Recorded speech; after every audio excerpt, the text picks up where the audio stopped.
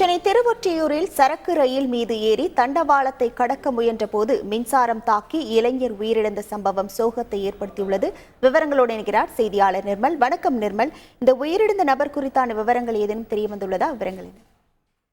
வணக்கம். சென்னை திருவொற்றியூர் ஏகே வெள்ளியம்மன் கோவில் தெருவை சேர்ந்த ஆகாஷ் என்பவர் டி நகரில் உள்ள நீட் தேர்வு மையத்திற்கு படிப்பதற்காக மின்சார ரயில் மூலம் டி நகர் செல்வதற்காக திருவொற்றியூர் ரயில் நிலையம் அருகில் வந்துள்ளார். அப்போது குறுக்கே இருந்த சரக்கு ரயில் நிறுத்தி வைக்கப்பட்டிருந்து அந்த சரக்கு ரயிலை நிறுத்தி வைக்கப்பட்டிருந்ததால் அதை கடக்க வண்டியின் மீது ஏறும் பொழுது உயர் அழுத்த மின்சாரம் தாக்கி அலறல் சத்தத்துடன் உடலில் தீப்பற்றிய நிலையில் தூக்கி வீசப்பட்டார். உடனடியாக அருகில் இருந்தவர்கள் வந்து பார்த்தபோது அவர் தீக்காயங்களுடன் ஆபத்தான நிலையில் இருந்ததை கண்டவுடன் 108 ஆம்புலன்ஸுக்கு தகவல் தெரிவிக்கப்பட்டது. ஆம்புலன்ஸில் வந்த மருத்துவ குழுவினர் பரிசோதனை செய்து பார்த்ததில் உயிர் இழந்தது தெரிய வந்துள்ளது.